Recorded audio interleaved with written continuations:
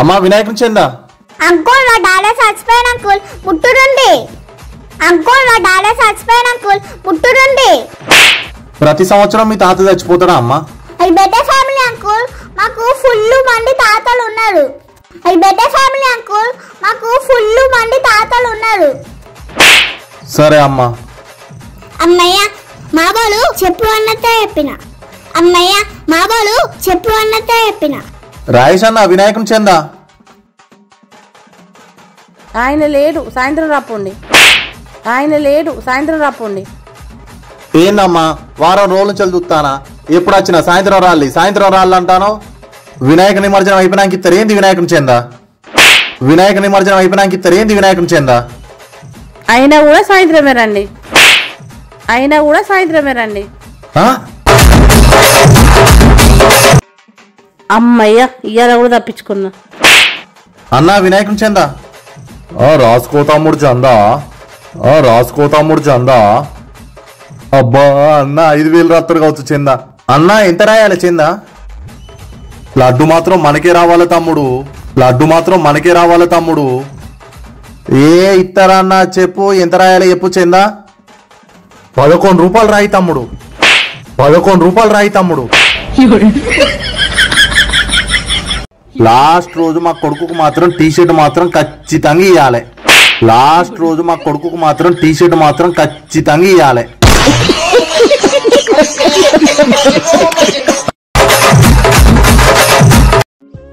అబ్బా ఫోన్ ఎవరు లిఫ్ట్ ఎత్తలేరుగా.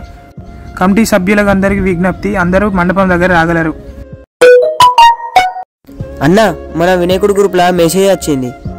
అవునా పెట్టు ఒకసారి ఇందాం.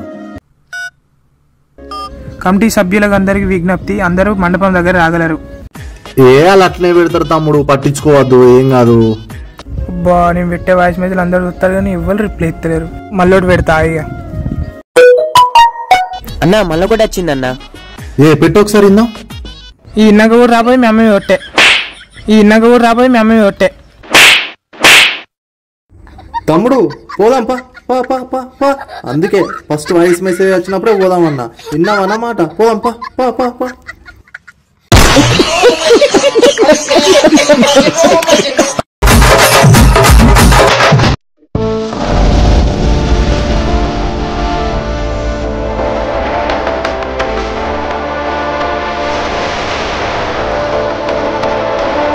చెప్పన్నమ్మా ఏ వినాయకుడు కావాలి?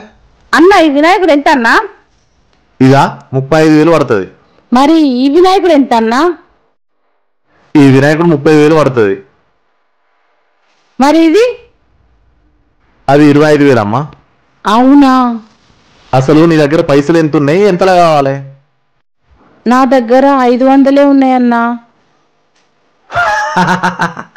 500 పట్టుకొచ్చి గింత పెద్ద వినాయకుడు అడుగుతానా అమ్మా?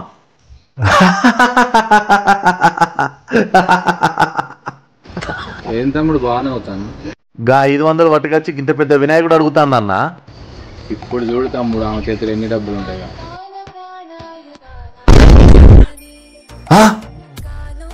ఇంతసేపు దాకా నీ చేతులు 500 ఉండగా అమ్మా, ఇన్ని పైసలు ఎక్కడికి వెళ్ళి వచ్చినాయి? ఎట్లొచ్చినాయి అన్నా?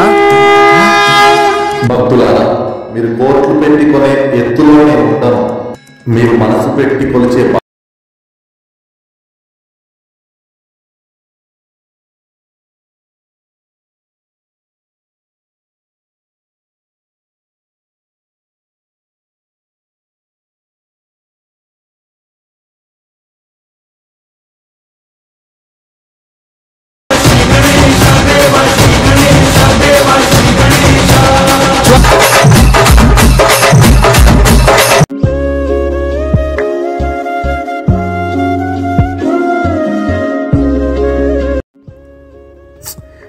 ఏ వినాయకుడు చూసినా మంచిగానే అనిపిస్తుంది.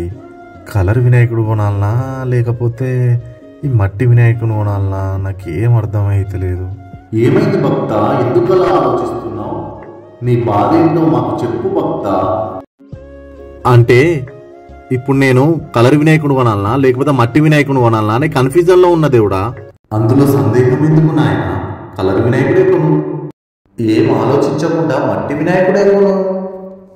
నాకు ఈ కన్ఫ్యూజన్ అంతా పోవాలంటే కలర్ వినాయకుని ద్వారా ఉపయోగాలు ఏంటి, మట్టి వినాయకుని ద్వారా ఉపయోగాలు ఏంటో నాకు కొంచెం చెప్పులు దేవుడా. ఎరుపు రంగు శక్తి ఉత్సాహాన్ని, పసుపు రంగు జ్ఞానం విజ్ఞానాన్ని, నీలం రంగు శాంతి ప్రశాంతతను, ఆకుపచ్చ రంగు శ్రేయస్సును ప్రకృతిని సూచిస్తాయి భక్త. మట్టి విగ్రహాలను నిమజ్జనం చేసినప్పుడు అవి నీటిలో సులభంగా కరిగిపోతాయి. అలా చేయడం వలన నీటి కాలుష్యం కూడా తగ్గుతుంది. మట్టి విగ్రహాలను ఉపయోగించడం వలన పర్యావరణ పరిరక్షణకు తోడ్పడినట్లవుతుంది భక్త. అబ్బదేవుడా, రెండింటి వల్ల ఉపయోగాలే ఉన్నాయి. సరే, కలర్ వినాయకుడు పెట్టడం వల్ల నష్టాలు ఏంటో మట్టి వినాయకుడు చెప్తాడు, మట్టి వినాయకుడు పెట్టడం వల్ల నష్టాలు ఏంటో కలర్ వినాయకుడు చెప్తాడు. అప్పుడు డిసైడ్ అయ్యి కొనుక్కుంటా, సరేనా? కలర్ వినాయకులను చేయడానికి ఎన్నో కెమికల్స్ను వాడి వాటిని తయారు చేస్తారు. వాటిని నిమజ్జనం రోజు నీటిలో నిమజ్జనం చేయడం వలన ఆ నీటిలో ఉండే ఎన్నో జీవరాశులు మరణిస్తాయి భక్త. మట్టి వినాయకులను కేవలం మట్టితోనే తయారు చేస్తారు. వీటిని నిమజ్జనం రోజు నీటిలో వేస్తే త్వరగా కరిగిపోతాయి. అలా చేయడం వల్ల నీటి కాలుష్యం కూడా ఉండదు. నాకు అర్థమైంది. మట్టి వినాయకునే కొంటా. అయితే మట్టి వినాయకునే కొంటా. దాని ద్వారా లాభాలు తప్ప నష్టాలు లేవు.